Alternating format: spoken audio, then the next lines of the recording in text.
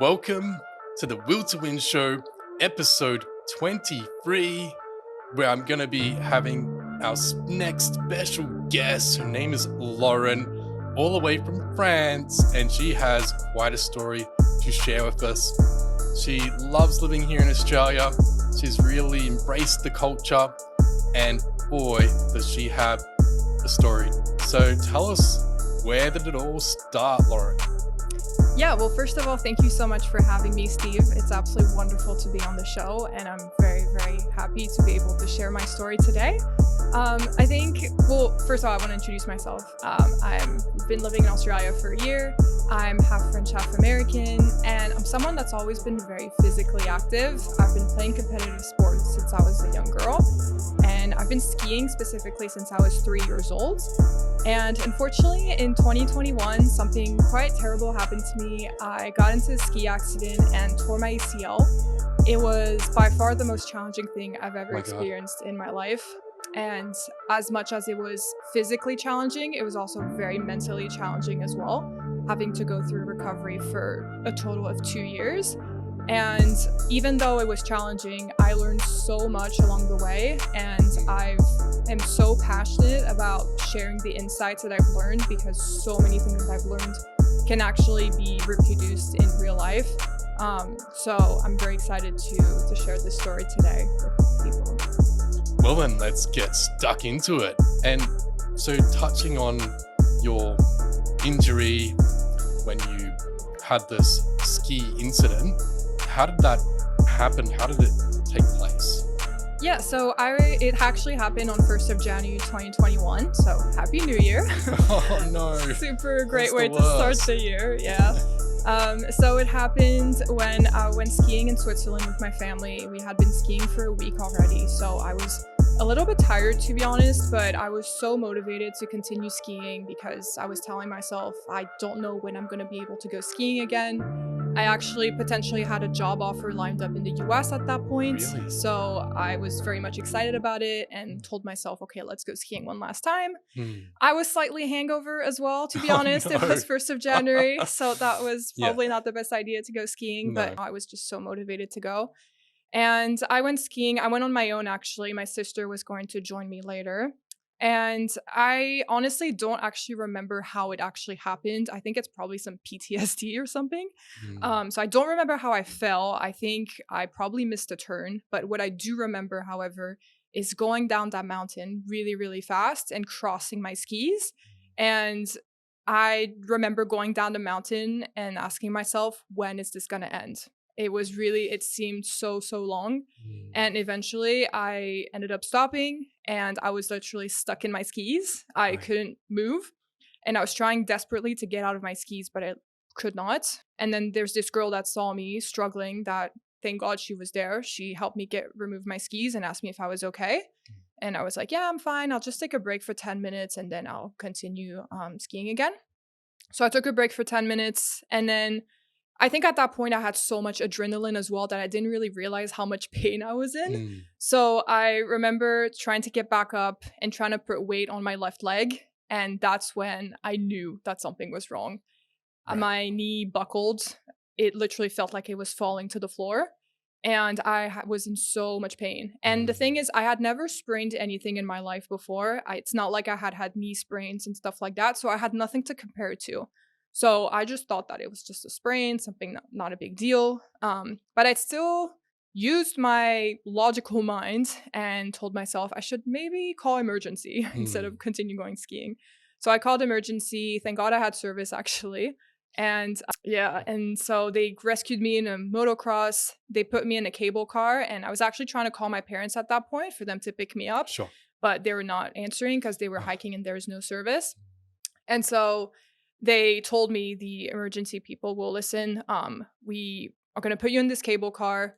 An ambulance is going to be waiting for you at the end of the cable car. They're going to send you straight to ER. And I was like, okay, great. So I went into the cable car, and I remember just bursting into tears in that cable car. It was uncontrollable. I had never cried so much in my entire life. And I think what was happening is that my body was just screaming at me to actually listen to it for once in my life. because I've always been someone that's very optimistic. I always tell myself that it's okay, I'll get through this, etc., which is a strength for sure. But I think in some moments it's important to listen to yourself and to not push yourself too much. And I think that this moment was a wake up call for me to actually Mm. stop being that way. So I was just crying, crying, crying, went to the ER. The doctor told me that he didn't find anything on the x-ray, which is classic for an ACL tear, but he told me that when you go back to France, you need to get an MRI because it may be an ACL tear. And if it's an ACL tear, well, you're going to have to get surgery and it will be a 1-year rehab. And at that moment, I was telling myself, that's impossible. He's full of it. I'm someone that never gets Mm. injured. I'm not that kind of person. But again, I was lying to myself, trying to sort of masks the vulnerability and the potentiality of me being an injured person, which is okay. Like, no one is perfect. Some people get injured sometimes, and it's not the end of the world. It does not make them a weak person.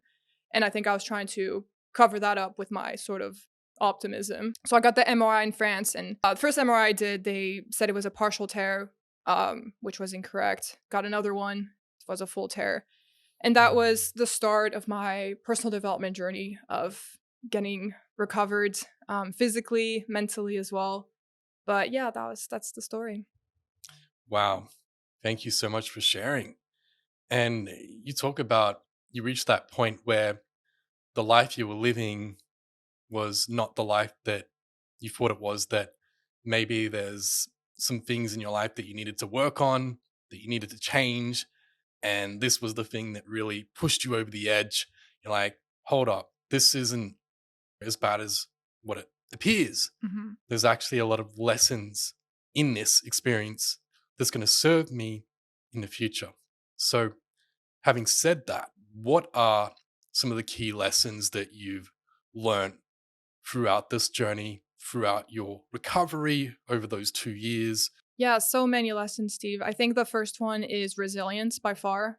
I mean, there were so many times in my recovery where I went through some really dark moments and I was not making any progress. And if anything, I was losing progress. But I remember my physical therapist telling me that if I'm actually not going through any downs, that just means that I'm not making any progress. And I think that's a really important lesson in life, is that when you're going through hard moments, it's not forever. And if anything, if you want to grow, if you want to become a better person, if you want to improve in whatever way, you're gonna have to go through some downs. And I think like there's so many times during my recovery where I was just not making any progress, and was my knee was becoming even worse. It was swelling up, it was becoming more painful, but I kept pushing and eventually I went on the other side. Even sometimes where, for example, when I was 10 months post-op, I remember seeing this sports doctor because I was in a lot of pain actually when I was 10 months post-op. I had a lot of tendonitis problems at that point.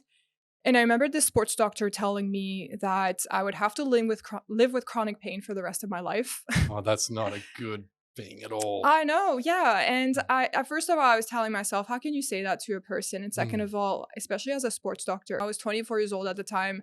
I was physically active. I just wanted to go back skiing. I just wanted to get back to my normal life. And just telling that to someone is kind of, I found out very bizarre, and I was obviously devastated after hearing Yeah, that. But I decided to not give up and to be resilient and to amazing. see another physical therapist. And he got me back on track like straight away.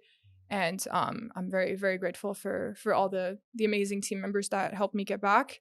So I would say resilience is definitely a big one. I think something else is that I learned that life is short. Sounds very cheesy to say that, but life is short. It And is.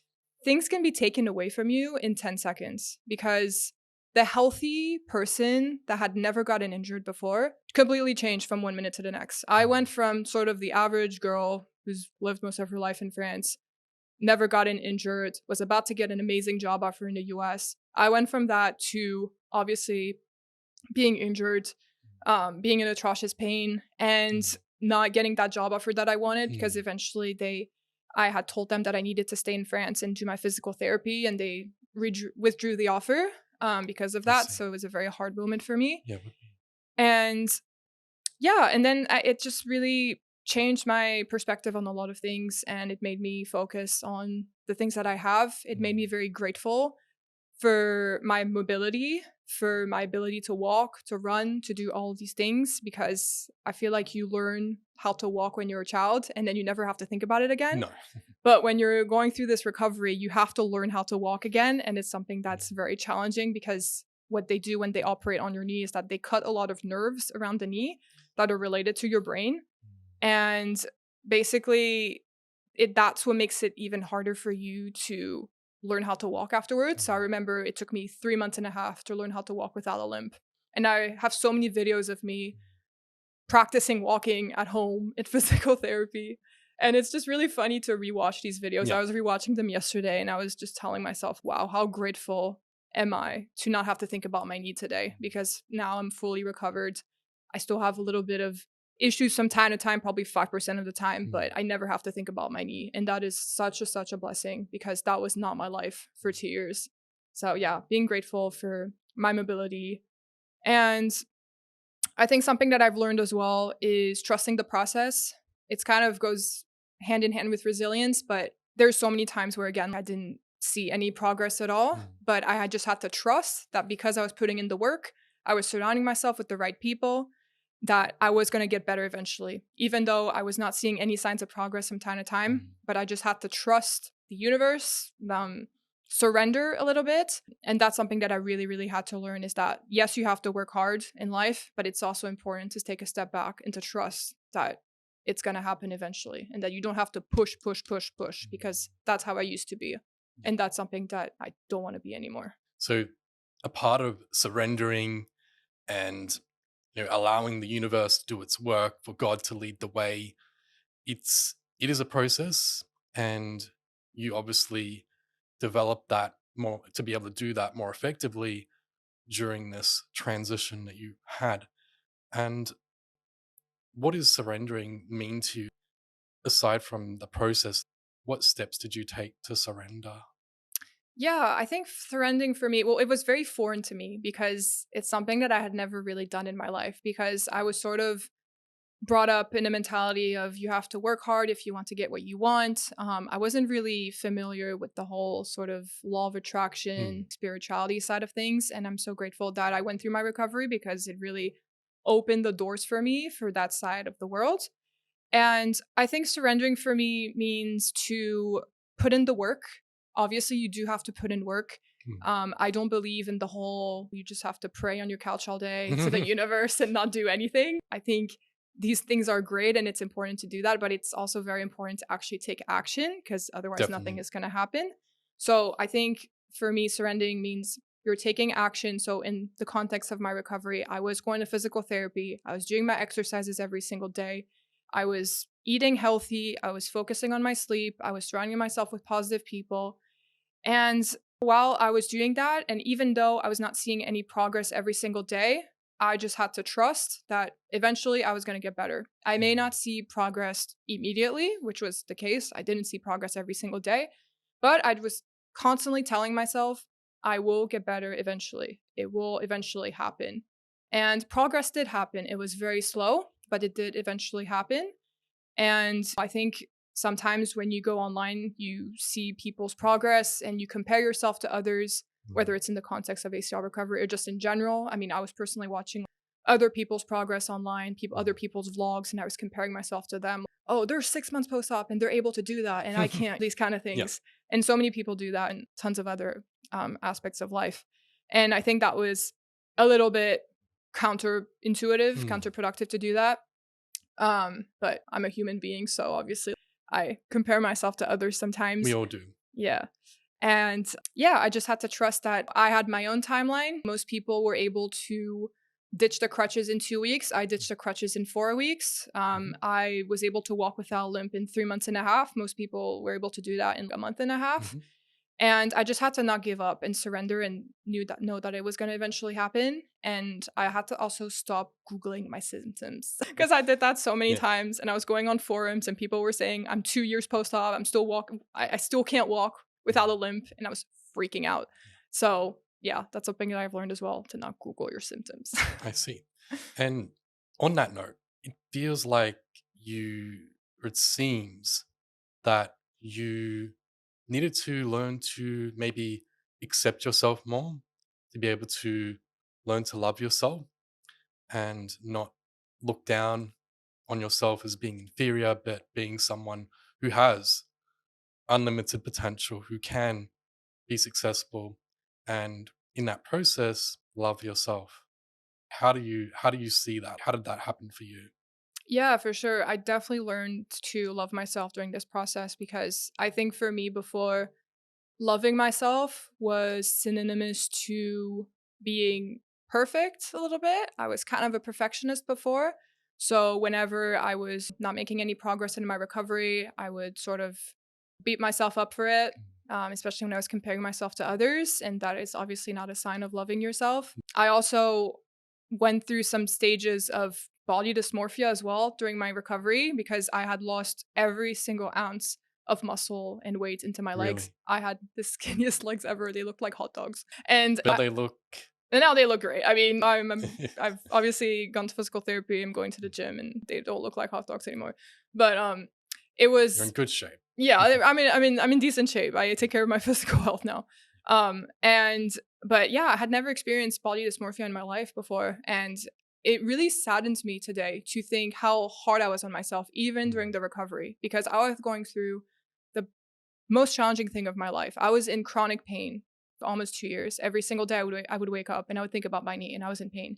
But yet I was still so hard on myself. And I would judge myself for, yeah, the way my legs looked or how I was not making any progress. So I guess I just had to learn to accept myself as I am. That yeah, I'm not perfect, but I'm also going through this really hard time in my life. So it's normal that I'm not 100%. And I feel like I've also learned to put myself first in a lot of situations because I did not have the choice. I had to learn to set boundaries with other people, with even with myself. I had to learn to say no. I had to learn to just put my health first because if I didn't, well, I would never make progress in my recovery. And that was huge for me as a former people pleaser that wasn't able to say So you no. gave that up, did you? Yeah, I Well definitely done. I definitely did. And yeah, it's definitely changed my life for the better and I've definitely learned to love myself in the process and I think sometimes when I'm going through a hard time even today because obviously I'm human, I still go through hard times from time to time. I look at the video I did on my YouTube channel about my ACL recovery and I think to myself, you're a bad beat. You went through that, okay? You can go through this as well. And I feel like me going through this and achieving my goal of actually going back skiing 1 year post-op What? was 1 year and you're back in the skiing? yeah, because That's insane. that was the goal that sort of pushed me forward the whole time. I had told myself from the very beginning, I'm not gonna let this injury impact me. I really want to go skiing 1 year post-op. And because 1 year is the bare minimum for you to be able to go back skiing, because skiing is a very tough sport for your knee. The ligament needs to be 100% healed before going back skiing, and it takes 12 months exactly for it to heal. And that was my goal all along. And even though I faced a lot of issues in my recovery, I did eventually achieve that 13 months post op. Amazing. So I was super, super happy and super proud. And I will forever be grateful for all the people that helped me, including my physical therapist. Because there were so many times where there was a time actually where I did actually give up after that sports doctor told me that I was going to live in chronic pain for the rest of my life. Well, he made a big mistake. Yeah. He didn't know what he was talking about. Yeah, he didn't know who he was talking to. That's right. No, I mean, I told myself in that moment that, okay, maybe I should give up on that goal of going skiing, but I'm going to take it day by day. And that's what I did. I took it day by day. I was focusing on my knee. And my physical therapist was very much aware of my goal this whole time. And I remember this one day where he came up to me and he was like, so Lauren, did you book your ski trip? Oh, wow. And I was like, no, what are you talking about? It was like, okay. And then 1 week later, that was about 12 months post-op. And he comes back to me the next week. So Lauren, did you book your ski trip? I was like, no, what are you talking about? I'm not ready yet, right? Because at that point I had completely given up. And I remember him, he was always super sweet to me. But this one time, I remember him looking me straight in the eye and being like, Lauren, I would be incredibly disappointed if you don't actually go back skiing this year. You have put in so much work into this recovery, and it would be such a shame that you just give up right now. Wow. And I just remember being like, oh wow. That's the best doctor. Yeah, he was wonderful. And then eventually I looked into ski trips. I booked it for 2 weeks later. I was still not 100%, but he had told me, listen, we're going to work our butt off for 2 weeks for you to be able to be ready. I did. I put in the work, and eventually I ended up going skiing 13 months post-op, and it was so amazing. I was so proud of myself. That's incredible. And you did mention about needing to set boundaries. How did you set boundaries? Yeah, I think setting boundaries, well, there was setting boundaries with myself. So obviously learning how to not do too much in physical therapy in the gym, learning how to control my motivation a little bit, and learning how to surrender, as we talked about before. But also setting boundaries with other people, because I feel like before, as I mentioned, I used to be a little bit of a people pleaser. So How did you do that? in what way was I a people pleaser? You just said yes to everything. Yeah, I would say yes to everything. I would put others' needs before mine a lot of times. And I when I was going through the recovery, I couldn't do that. I had to put my own needs first. I couldn't go, for example, if a friend asked me to hang out with them at the opposite side of town, I couldn't do that. I was in crutches. I was in pain like that. I couldn't do that. I had to put myself first. So I had to learn how to do that along the way. And I feel like setting boundaries is something that's very hard to do, especially if you're a people pleaser. And I feel like it's not an overnight switch. It's the more you do it, the more you practice it, even with little tiny things. So you learning how to say no on little tiny things, it helps you eventually get to a point in life where you're not a people pleaser anymore and you always put yourself first. But yeah, that's how I did it. I see. And you did mention to me something about you were sort of all over the place. You were a bit erratic in your decision making prior to this injury. And what changed there? You became more disciplined. Did you think things through a bit more? What changed there? Yeah, I definitely learned a lot of discipline for sure in my recovery, because if I wanted to get better, I had to do my exercises. There was no discussion there. And so I had to learn to set up a plan, doing my exercises 3 times in the morning, 3 times in the afternoon. I have to go to physical therapy, all these things. So yeah, I was forced to be disciplined. And I also think that not being disciplined is also a little bit of a form of a self sabotage and a sign also that you don't love yourself. Mm, Because when you're not being disciplined, I think it's a form of you actually, yeah, kind of neglecting yourself and neglecting your needs. Because when you're not disciplined, you're all over the place. You're always late to appointments, or you're always procrastinating on some stuff. And I feel if you really did love yourself, you wouldn't want you to go through this stress. You wouldn't want all that cortisol in your body. My body was already very, very inflamed because of the injury. And I did not want to have even more cortisol and even more stress in my body. So I had to learn to it's kind of stupid things, but I would always be late to appointments, and I would always take the bus at the last minute. And I couldn't do that now no. because I had crutches. It took me more time to get to the bus, and I didn't want to live with stress. So it's these little tiny steps that I was taking to stop being sort of not disciplined and get to a more disciplined phase in my life. I mean, I think today I'm still not 100%. There are some times where I do sort of procrastinate and stuff like that, but yeah, I'm definitely improved for sure. Well done, Lauren. And before we finish up this episode, what's one last piece of wisdom or advice that you could share with our guests that would help them in their journeys? Ooh, oh, there's so many things. Yeah, I've talked about resilience, talked about discipline, talked about self love. Wait, let me look at my notes.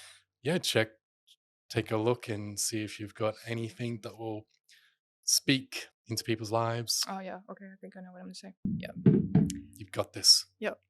I think the thing that I've learned the most throughout my recovery is that while yes, I'm so happy that I achieved that goal of going back skiing, I was super proud of myself.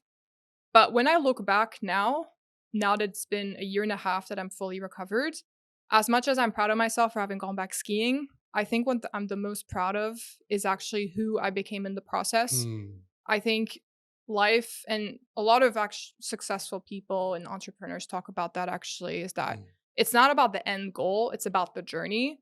And for me, honestly, that journey was the most challenging thing that's ever happened to me, as I mentioned before, but I've also learned so much along the way.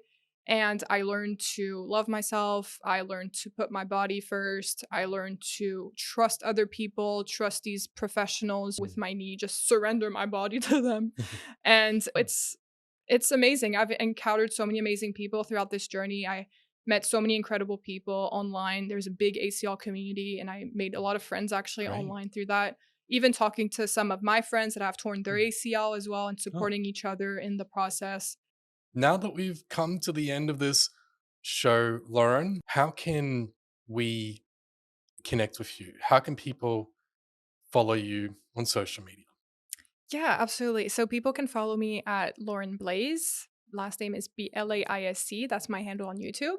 I share a lot of pep talks. I'm going to be doing more and more pep talks next year. So feel free to subscribe and to follow me on that journey. I also have my ACL recovery video on there. So if you want to check out my journey, feel free to check that out as well. I also have vlogs as well of me being at the Paris Olympics, for example. Wow, So yeah, really, really that's cool content on there, amazing. and hopefully some more content Mm. coming for 2025.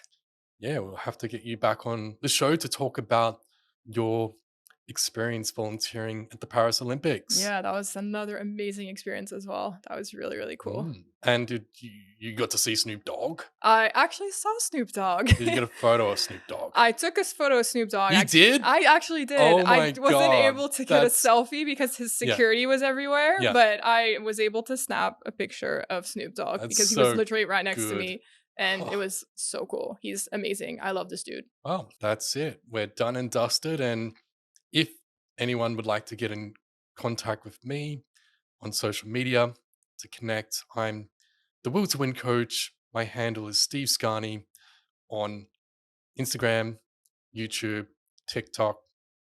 So there we go. Thank you, Lauren. Thank you so much, Steve.